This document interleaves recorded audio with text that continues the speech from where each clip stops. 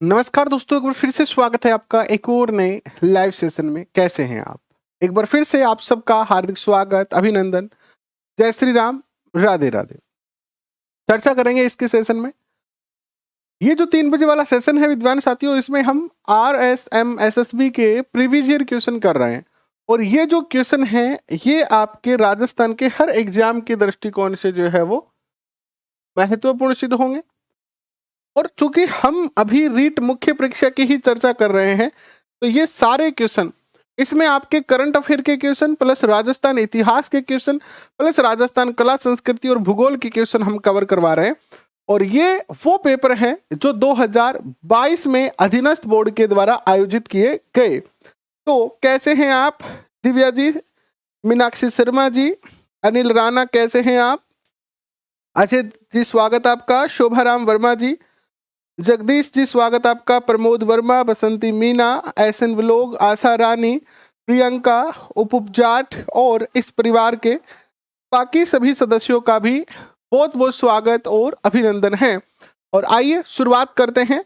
ये 9वां सेशन है। इससे पहले हम जो है वो 8 सेशन जो है वो कर चुके हैं। तो ये 9वां सेशन आपके सामने रख रहे हैं। 2022 से 2015 तक के सारे प्रीवियस ईयर क्वेश्चन हम आपको कराने वाले हैं। आज जो पेपर हम डिस्कस कर रहे हैं वो कर रहे हैं पशुधन सहायक सीधी भर्ती 2022 का, जिसका पेपर 4 जून 2022 को हुआ था। और इस पेपर में Rajasthan current affair plus Rajasthan GK, Rajasthan इतिहास कला संस्कृति के 40 क्वेश्चन पूछे गए थे। और उन्हीं 40 क्वेश्चनों को मैं आपके सामने जो है वो रख रहा हूं।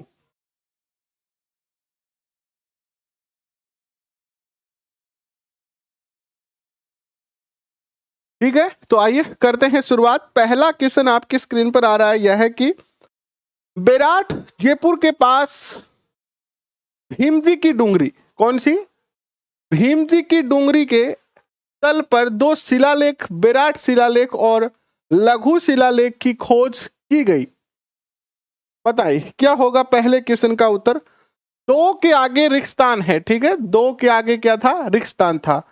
तो जो शिलालेख मिले हैं हमें, ये चालुक्य काल के हैं या मुगल काल के हैं या अशोक के हैं या राठौड़ के हैं, ये आपको बताना है।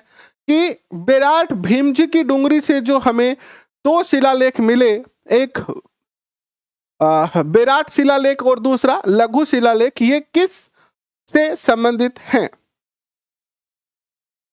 और क्वेश्चन आपका आ गया। बहुत अच्छा उत्तर बताया है आपने।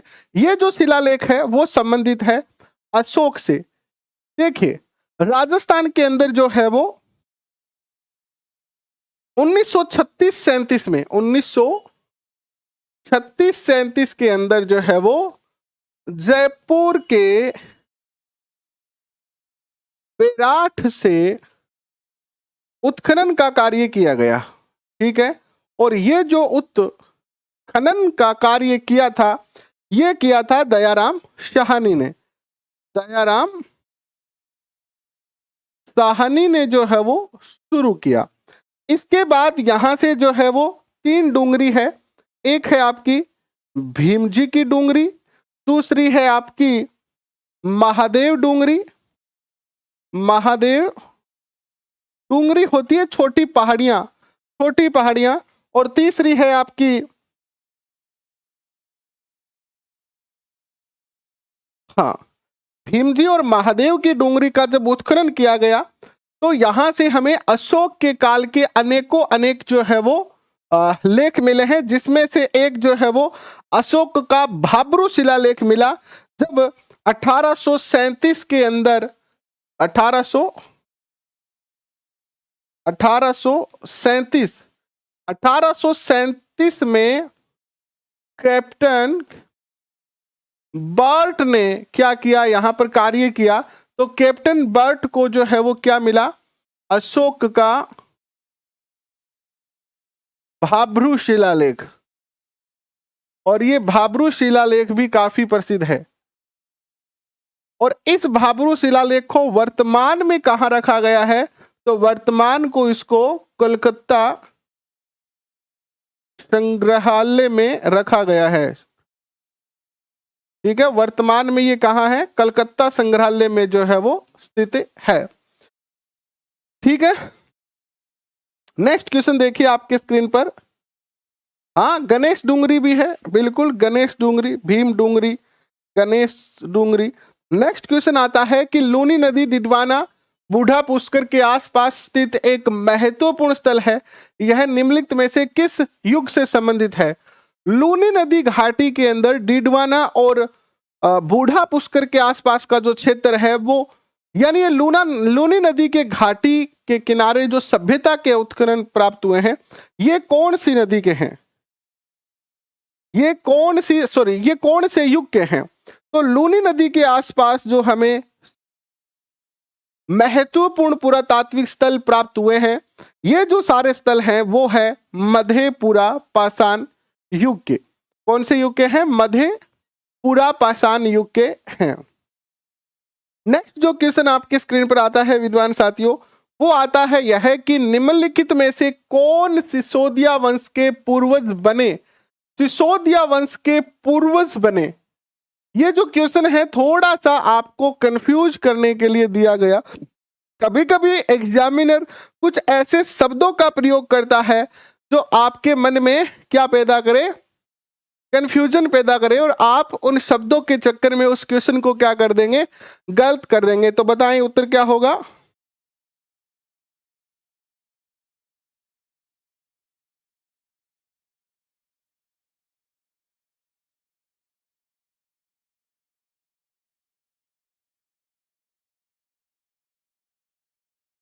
बताइए क्या होगा उत्तर।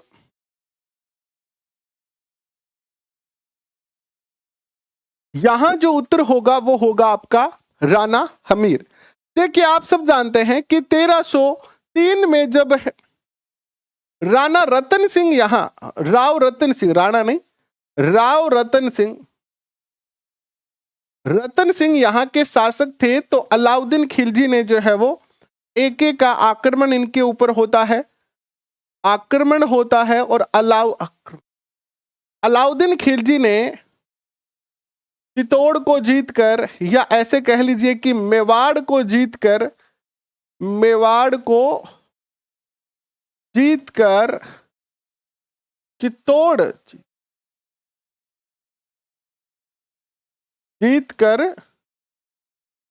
चित्तौड़ का जो नाम रखा वो क्या रखा, चित्तौड़ का नाम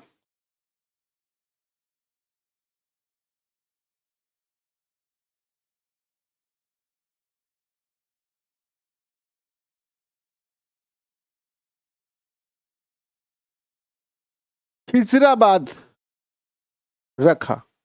और यहां से जो रावल शाखा है, ये ऑलमोस्ट जो है वो समाप्त हो जाती है, और 1303 से लेकर और लगभग जो है वो 1325 तक यहां पर कोई भी जो है वो गोहिल वंश का शासक पुनः शासन प्राप्त नहीं कर पाता है। इसके बाद इन्हीं गोहिल वंश के एक सामंत थे, सिसोदा गांव के सामंत, गोहिल वंश के ही थे वो। 1326-27 के अंदर जो है वो राणा हमीर जो है वो चित्तौड़ को वापस जीतते हैं, चित्तौड़ विजय करते हैं, और यहां पर जो है वो गुहिल वंश की सिसोदिया शाखा की क्या करते हैं, सिसोदिया शाखा की स्थापना करते हैं। तो सिसोदिया शाखा का संस्थापक कौन हो गया, राणा हमीर हो गया।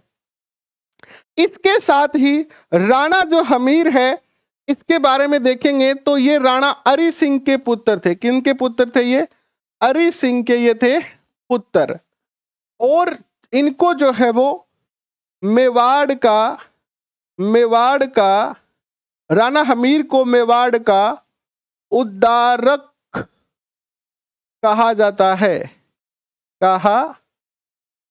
है, मेवाड़ का उद्धारक भी इनको जो है वो कहा जाता है।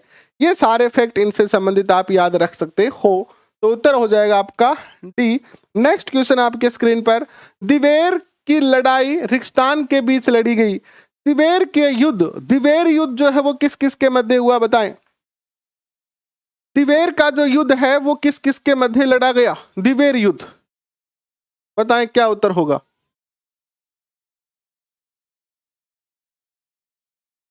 दिवेर का जो युद्ध लड़ा गया ये किस किस के मध्य जो है वो लड़ा गया।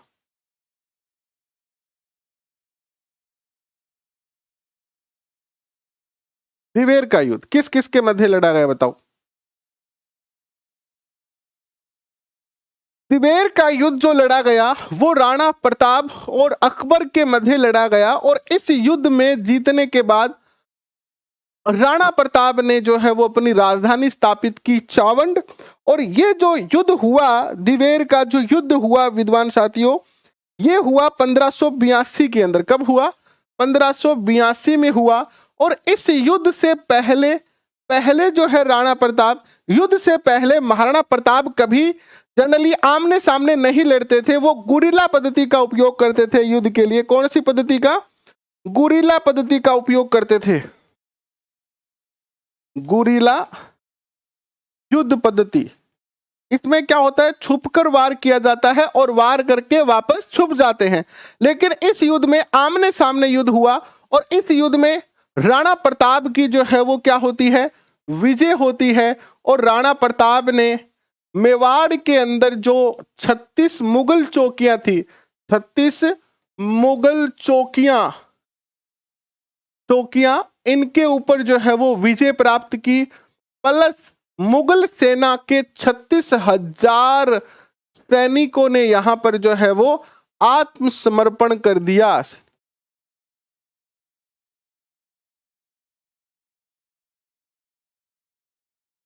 आत्मसमर्पण जो है वो कर दिया था। तो उत्तर होगा आपका क्या, सी उत्तर होगा। नेक्स्ट क्वेश्चन देखिए आपके स्क्रीन पर क्या आता है, सी।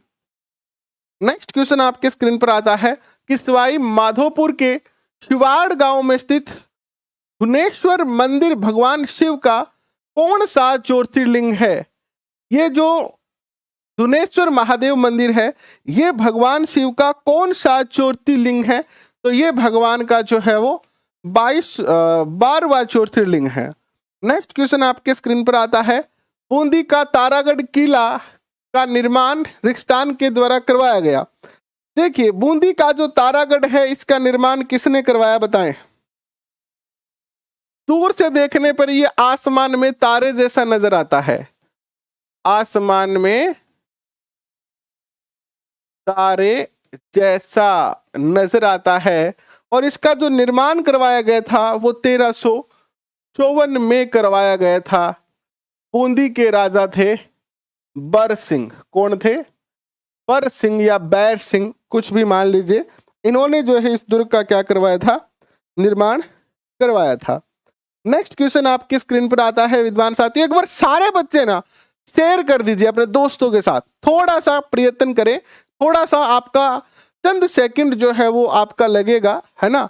एक बार शेयर कर दे अपने दोस्तों के साथ। नेक्स्ट क्वेश्चन आपकी स्क्रीन पर आता है, यह है लोक देवता गोगा जी की समाधि गोगामेड़ी राजस्थान के किस जिले में स्थित है।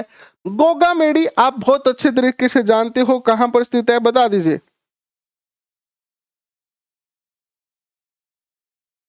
गोगामेड़ी की एक विशेषता क्या है, गोगामेड़ी पर 2 पुजारी होते हैं, एक मुस्लिम और एक हिंदू। सांप्रदायिक सद्भावना का स्थल,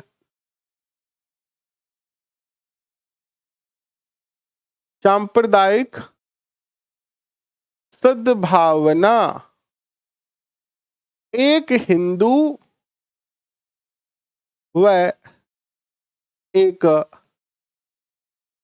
मुस्लिम पुजारी। क्या है ये, गोगा जी जो है, गोगा जी का जन्म जो हुआ वो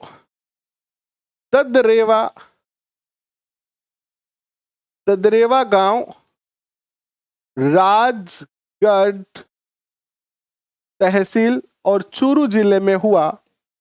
इनके दो भाई थे, गोगा जी के भाई थे अर्जन सर्जन। इन्होंने इनकी जो गायें हैं वो किसको दे दी? गायों को मोहम्मद गजनवी को दे दी। एक क्वेश्चन और पूछा जा सकता है, गोगा जी किसके समकालीन थे? तो मोहम्मद गजनवी के समकालीन थे। और मोहम्मद गजनवी से गाय बचाने के लिए युद्ध होता है, गाय के लिए युद्ध होता है, और यह युद्ध होता है हनुमानगढ़, हनुमानगढ़ के ददरेवा में। ठीक है, किस किस के मध्य होता है? मोहम्मद गजनवी व गोगाजी के मध्य युद्ध होता है। और इस युद्ध में गोगाजी गाय तो बचा लेते हैं, लेकिन गोगाजी शहीद हो जाते हैं। गोगाजी शहीद होते हैं इस युद्ध में। और इनका जो सिर है, इनका सर जो है वो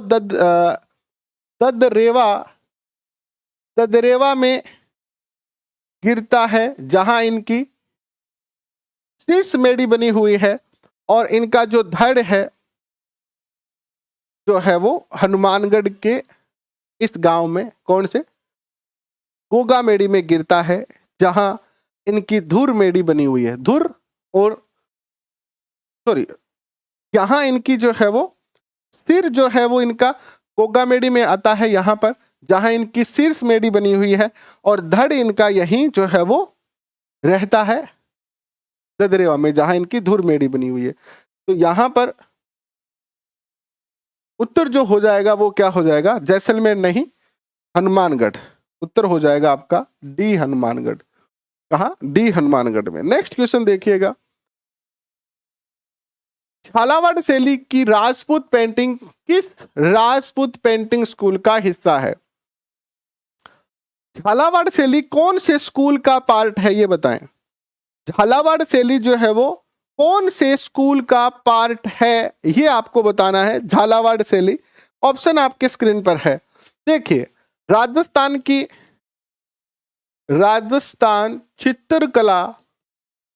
चित्रकला का जो विभाजन हुआ वो 1916 में किया गया। कब किया गया? 1916 में किया गया। और इसे किया आनंद कुमार स्वामी ने। और इन्होंने राजस्थान की चित्रकला को 4 स्कूलों में डिवाइड किया। Mewar school, Marwar school, Dhundhar school और हाड़ौती स्कूल। कल मेरे 1927 याद रह गया था। कल वाले सेशन में मैंने कहा था कि यार मुझे तो 127 याद आ रहा है, लेकिन आपने सही बताया था, वो 1916 ही था।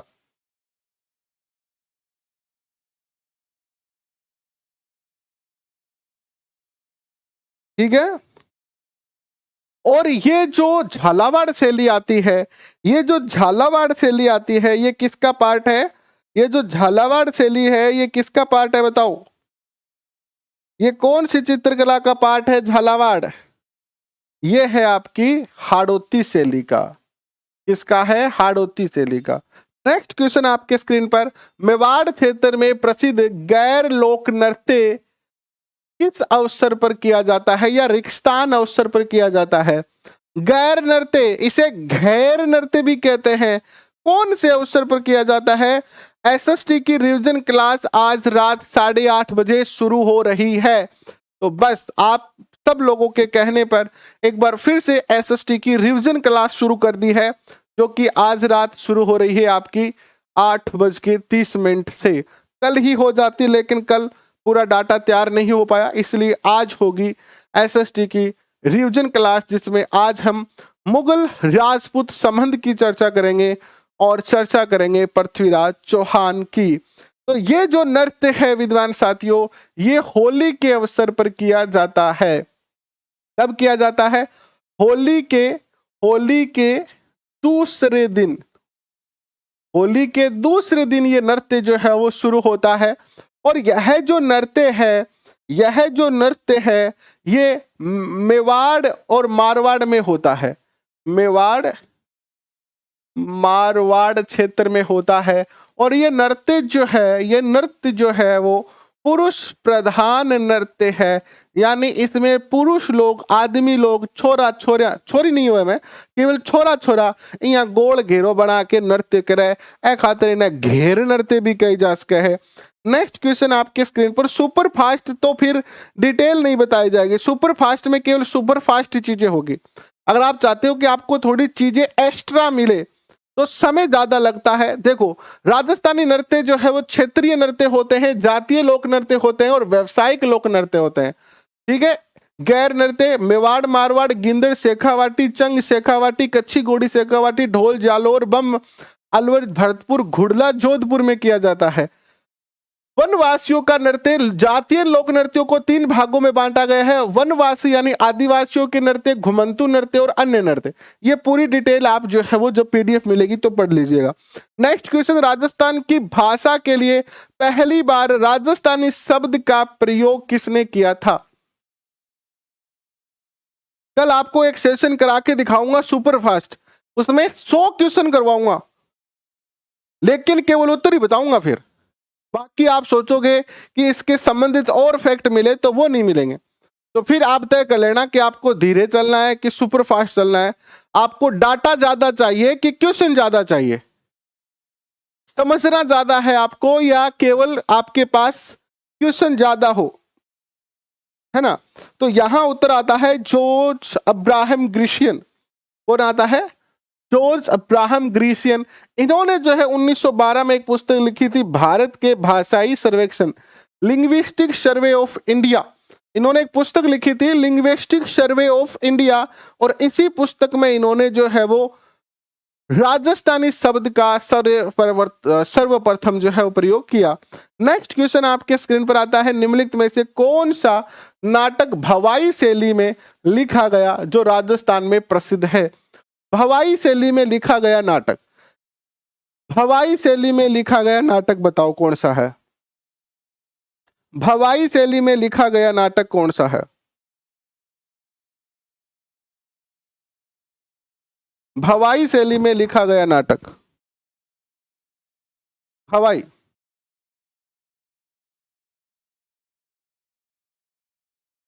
सुनीता मीना जी कैसे हैं आप? विधि गौतम, बिल्कुल आराम से ही चलेंगे, समझकर चलेंगे तो ज्यादा फायदा रहेगा। चश्मा ओडन, चश्मा ओडन, ये भवाई शैली का नाटक है। नेक्स्ट क्वेश्चन, रणकपुर के जैन मंदिर पाली निम्नलिखित में से किस तीर्थकर को समर्पित है? रणकपुर के जैन मंदिर जो है वो किस जैन भगवान को समर्पित है? तो ये जो रणकपुर के जो जैन मंदिर है, इनका जो निर्माण करवाया था वो किसने करवाया था? धरण शाह ने। धरण शाह ने क्या करवाया था? इनका निर्माण करवाया था। और ये जो समर्पित है वो है नेमिनाथ जी को। किसको समर्पित है ये? नेमिनाथ जी को जो है वो समर्पित है। नेमिनाथ जी को नहीं है, सॉरी, ये ऋषभनाथ जी को समर्पित है। किनको समर्पित है? ये ऋषभनाथ जी को समर्पित है, ना कि नेमिनाथ जी को। जनरली ज्यादातर जैन मंदिर नेमिनाथ जी को समर्पित है, लेकिन ये ऋषभनाथ जी को समर्पित है, रणकपुर के जैन मंदिर। नेक्स्ट क्वेश्चन आपके स्क्रीन पर आता है, यह है कि निम्न प्रसिद्ध गजल शब्द था यहाँ पर, गजल। निम्न प्रसिद्ध गजल गायकों में से कौन राजस्थान से संबंध रखते हैं? अनूप जलोटा, जगजीत सिंह, गुलाम अली या पंकज उदास? गजल तो सुनी होगी आपने, बहुत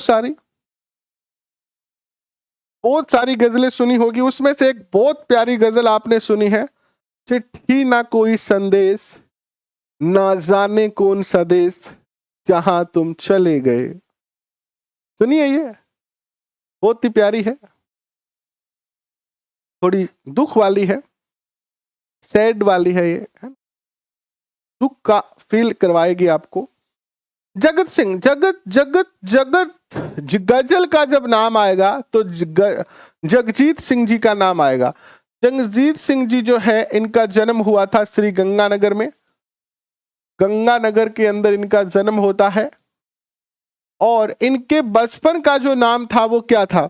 इनके बचपन का नाम था जगमोहन सिंह। बचपन का नाम जगमोहन सिंह, यानी मूल नाम इनका जगमोहन सिंह है। जगमोहन सिंह से ये जगजीत सिंह बन गए। इनका जो जन्म हुआ वो कब हुआ? गंगानगर में। इनका जो जन्म हुआ था गंगानगर में वो हुआ था 8 फरवरी 1941 को। 8 फरवरी 1941 को। और इनका जो निधन हुआ है वो हुआ है 2011 में। कब हुआ है?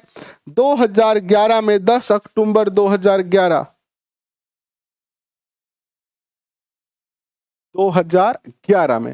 नेक्स्ट क्वेश्चन आपके स्क्रीन पर आता है, यह है कि 1818 में अंग्रेजों के साथ संधियों पर हस्ताक्षर करने वाला जयपुर राज्य का कौन सा शासक था? यानी जयपुर के किस शासक ने जो है वो संधि की थी? जी विधि गौतम जी, बहुत बहुत स्वागत, अभिनंदन आपका। हमने पूरा सिलेबस करवा रखा है, आप हमारी प्लेलिस्ट में जाके कंप्लीट सिलेबस का जो है वो अध्ययन कर सकते हैं।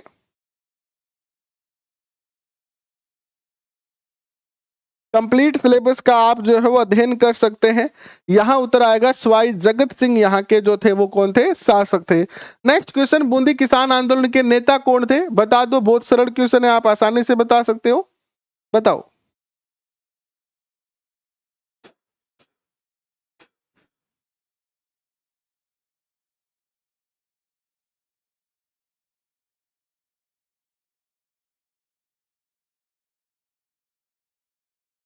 देखिए, बूंदी किसान आंदोलन के जो नेता थे वो थे नैनू राम। कौन थे? नैनू राम थे। नेक्स्ट क्वेश्चन आता है, भारत की स्वतंत्रता के बाद राजस्थान के गठन में कितने चरण लगे? यानी राजस्थान का जो एकीकरण हुआ था वो कितने चरणों में हुआ था? तो आप सब जानते हैं कि राजस्थान का जो एकीकरण है वो 17 मार्च 1948 से शुरू हुआ था। कब हुआ था? 17 मार्च 1948 से, और 1 नवंबर 1956 को जाके ये पूरा हुआ। और इसके जो है वो 7 जो है वो क्या हुए? 7 चरण हुए इसके, 7 चरणों में। और इसमें जो समय लगा वो लगा कितना बताओ? 8 वर्ष। कितना समय लगा इसमें? 8 वर्ष और 7 माह 14 दिन। 7 माह और 14 दिन का इसमें समय लगा। तो उत्तर हो गया आपका बी। नेक्स्ट क्वेश्चन आपके स्क्रीन पर आता है, यह है कि निम्नलिखित में से कौन सी महिला राजस्थान से संबंधित है जो राजनीतिक जागृति और विकास का हिस्सा थी? कौन सी महिला है जो संबंधित है, बताओ।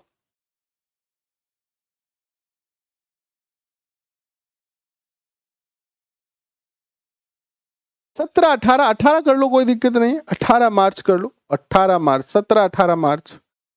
नेक्स्ट देखो, यहां पर जो उत्तर होता है आपका वो क्या होता है? यहां पर उत्तर होता है अंजना देवी चौधरी। ए उत्तर होता है। नेक्स्ट क्वेश्चन आपके स्क्रीन पर आता है, इक्की आंदोलन के नेता कौन थे? इक्की आंदोलन आप सब जानते हैं, इक्की आंदोलन किसने चलाया था? सिरोही में ये इक्की आंदोलन चला था। किसने चलाया था? कमेंट करके जल्दी से बता दो। 5 मई 1922 को, 5 मई 1922 को मोतीलाल तेजावत ने जो है वो इक्की आंदोलन का संचालन किया, चलाया इसको। नेक्स्ट क्वेश्चन, रिश्तान अपने बहुआयामी रूपों जैसे ऊंट की खाल पर मीनाकारी, स्वर्ण मीनाकारी, महलों और हवेलियों में चित्रों यानी उस्ता कला के लिए विश्व प्रसिद्ध है। कौन? बीकानेर, जोधपुर, गंगानगर, उदयपुर। जब नाम आ गया ऊंट की खाल, जब नाम आ गया मीनाकारी, जब नाम आ गया उस्ता कला, तो एक ही शहर आता है, एक ही जिला आता है, और वो आता है बीकानेर। नेक्स्ट क्वेश्चन आपके स्क्रीन पर, भरतहरी मेला राजस्थान के किस जिले में लगता है? भरतहरी का मेला। इस पेपर में क्वेश्चन काफी आसान क्वेश्चन थे। भृतहरि का जो मेला लगता है वो कहाँ लगता है? तो भृतहरि का जो मेला लगता है वो लगता है आपका अलवर में। कहाँ लगता है? अलवर। भर्तरी मेला अलवर में। नेक्स्ट क्वेश्चन, निम्नलिखित में से किस राज्य की सीमा राजस्थान के साथ साझा नहीं होती है? कौन सा राज्य है जिसकी सीमा राजस्थान को नहीं लगती है? सीमा नहीं लगती है, सीमा नहीं लगती है, राजस्थान से सीमा नहीं लगती है। तो देखो, पंजाब की जो सीमा लगती है वो 89 किलोमीटर लगती है, 89 किलोमीटर। उत्तर प्रदेश की जो सीमा लगती है वो लगती है 877 किलोमीटर। हरियाणा की जो सीमा लगती है वो लगती है आपकी 1262 किलोमीटर। दिल्ली की कोई सीमा नहीं लगती है। इसके अलावा दो राज्य और हैं, एमपी जिसकी लगती है 1600 किलोमीटर सर्वाधिक, और एक है गुजरात। गुजरात की जो सीमा लगती है वो लगती है आपकी 1022 किलोमीटर। तो दिल्ली की सीमा जो है वो नहीं लगती है। नेक्स्ट क्वेश्चन देखिए, बनास बेसिन राजस्थान के किस भौगोलिक विभाजन का हिस्सा है? बनास बेसिन, बनास बेसिन राजस्थान के किस भौगोलिक विभाजन का हिस्सा है? ये क्वेश्चन आपके स्क्रीन पर, ऑप्शन आपके स्क्रीन पर, बता दीजिए उत्तर क्या होगा। बनास बेसिन, बनास बेसिन जो है वो अरावली पर्वतमाला व पहाड़ी क्षेत्र का, सॉरी, पूर्वी मैदान का विभाजन करता है। ये किसका? पूर्वी मैदान। यानी बनास जो बेसिन है वो पूर्वी मैदान को विभाजित करता है। पंचभद्रा राजस्थान के किस जिले में स्थित खारे पानी की झील है? तो पंचभद्रा का नाम आ गया है।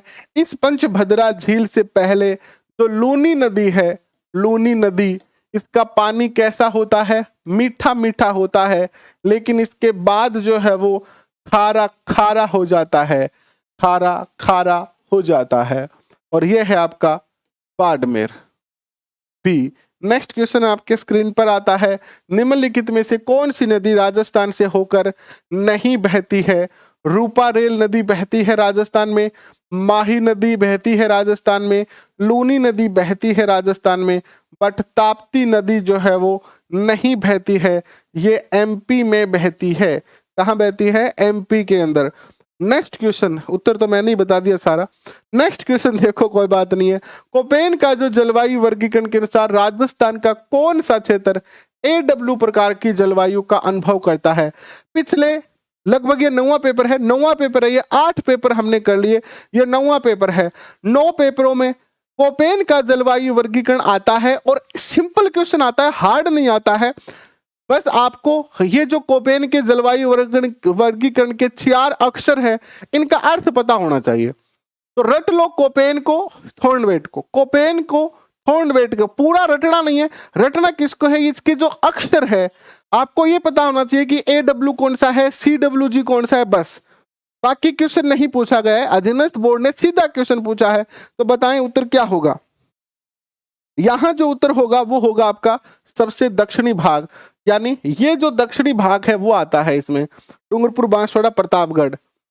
नेक्स्ट क्वेश्चन, लाल दोमट प्रकार की मिट्टी राजस्थान के निम्नलिखित में से किस जिले में पाई जाती है? लाल दोमट मिट्टी की बात करते हैं तो कहां पाई जाती है? ये लाल दोमट मिट्टी जो है वो पाई जाती है आपकी कहां पर? तो बांसवाड़ा, डूंगरपुर, बांसवाड़ा में पाई जाती है। नेक्स्ट क्वेश्चन देखिएगा, निम्नलिखित में से किस जिले में राजस्थान का कुल वन आच्छादित क्षेत्र सर्वाधिक है? कुल वन आच्छादित, यानी वन आच्छादित क्षेत्र, एक ही नाम आता है वन आच्छादित क्षेत्र के अंदर, और वो आता है किसका?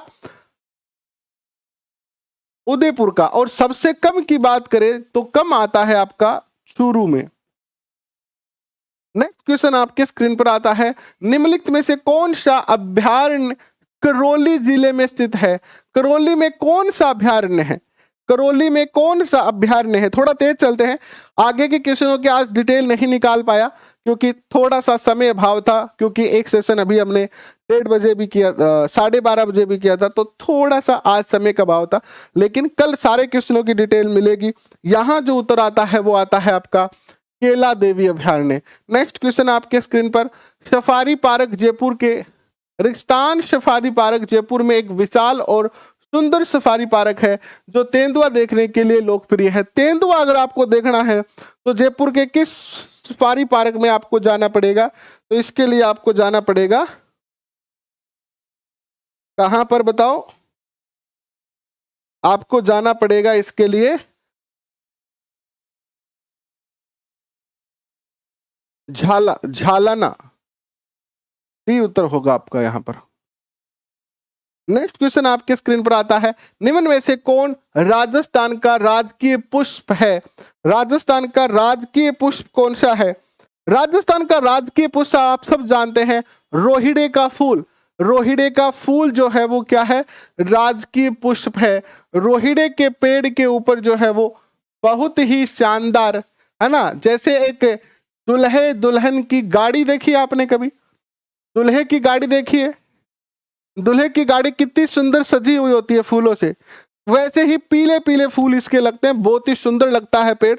नेक्स्ट क्वेश्चन आपके स्क्रीन पर, राजस्थान सरकार ने उदयपुर जोधपुर के वायु गुणवत्ता सूचकांक के बारे में जानकारी साझा करने के लिए मोबाइल एप्लीकेशन लॉन्च किया है, जिसमें जैसे दिल्ली में प्रदूषण बहुत है, इसी तरीके से राजस्थान में जयपुर उदयपुर जोधपुर के अंदर भी वायु की गुणवत्ता कैसी है, उसमें पोल्यूशन कितना है, इस सारे तथ्यों की जानकारी देने के लिए एक ऐप लॉन्च किया है और उस ऐप का नाम है क्या?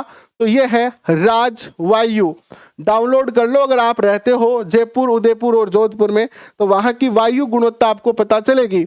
निम्नलिखित में से कौन राजस्थान में मरुस्थलीकरण का कारण नहीं है? अधिक जुताई करेंगे तो मरुस्थल होगा, अधिक चराई करेंगे तो मरुस्थल होगा, अधिक जनसंख्या होगी तो मरुस्थल होगा, बट जैविक खेती करेंगे तो मरुस्थलीकरण पर कोई प्रभाव नहीं पड़ेगा। नेक्स्ट क्वेश्चन, ICAR द्वारा राजस्थान कृषि जलवायु क्षेत्रों में विभाजित किया गया है। राजस्थान की कृषि जलवायु क्षेत्रों को विभाजित किया गया है, कितने भागों में विभाजित किया गया है ICAR के द्वारा राजस्थान के जलवायु कृषि क्षेत्रों को?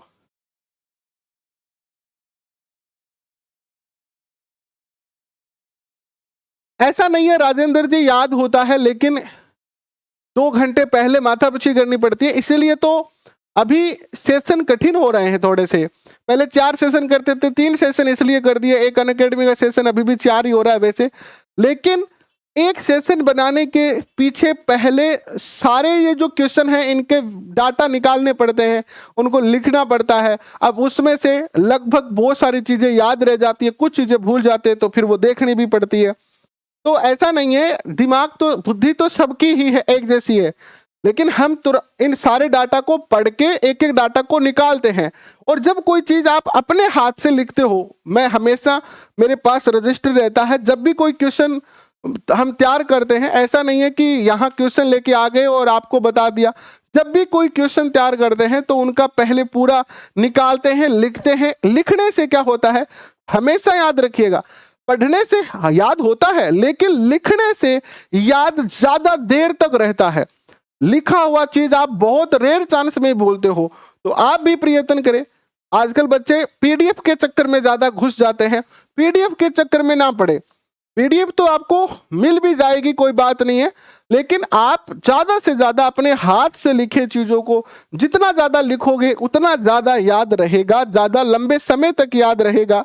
यहां उत्तर होता है आपका 10 क्षेत्रों में विभाजित किया गया है। नेक्स्ट क्वेश्चन, 2019 के अनुसार भारत में ऊन उत्पादन में राजस्थान का कौन सा स्थान है? और कभी कभी अगर कोई चीज भूल भी जाओगे तो वो आप तुरंत जो है वो लिखी हुई है उसको देख सकते हो। बताओ 2019 के अनुसार भारत में ऊन उत्पादन में राजस्थान का जो स्थान है वो कौन सा है?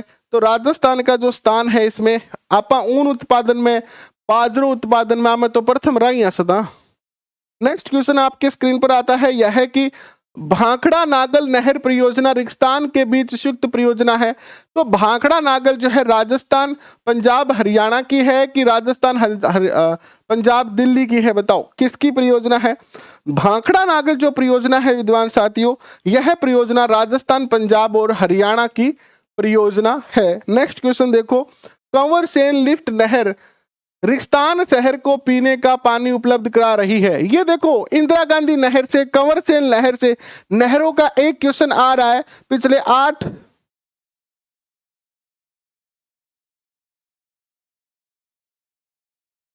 8 सेशन में हमने देखा है कि नहर का क्वेश्चन आपसे पूछा ही जा रहा है। तो बताओ कहां कहां पानी मिलता है? इससे पानी मिलता है कंवर सेन से, कंवर सेन देती है बीकानेर को मीठा पानी। नेक्स्ट क्वेश्चन, जाखम बांध परियोजना किस जिले में स्थित है? जाखम, जाखम, जाखम, बताओ जाखम, जाखम जो है वो कहां है?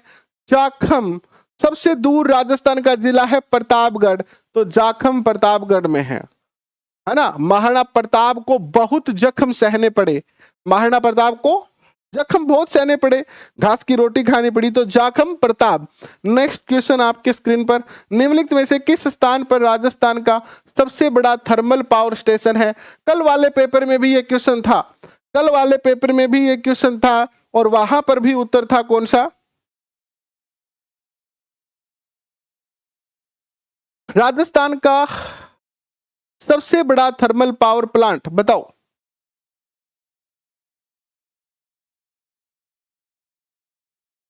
देव बाबू राधे राधे बाद में करते रहना कुमारी से, वरना क्या पता आप खुद कुंवारे रह जाओ, नौकरी नहीं लगी तो, क्योंकि नौकरी लागनी बहुत ज्यादा जरूरी है। तो सूरतगढ़ भी उत्तर करेंगे। नेक्स्ट क्वेश्चन आपके स्क्रीन पर करेंगे, निम्नलिखित में से राजस्थान में लंबाई की दृष्टि से सबसे छोटा राष्ट्रीय राजमार्ग कौन सा है? सबसे छोटा राष्ट्रीय राजमार्ग जो है आपका NH71B है। नेक्स्ट क्वेश्चन आपके स्क्रीन पर, और लास्ट क्वेश्चन, राजस्थान में टंगस्टन, टंगस्टन का नाम आया तो किसका नाम आया? टंगस्टन यानी नागौर। तो ये आज के इस पेपर में 40 ही क्वेश्चन थे राजस्थान जीके के, तो ये हो गए हैं पूरे। इसकी PDF टेलीग्राम पे मिलेगी, और आज रात 8:30 बजे, आज रात 8:30 बजे SST की रिवीजन क्लास फिर से शुरू कर रहे हैं डिटेल में। तो अभी के लिए बस इतना ही, मिलते हैं रात को 9 बजे। PDF के लिए टेलीग्राम ज्वाइन करें, नए हैं तो चैनल सब्सक्राइब करें, अच्छा लगे तो शेयर करें, ना अच्छा लगे तो डिसलाइक कर सकते हैं, प्लस आप अपने सुझाव भी कमेंट में लिख सकते हैं।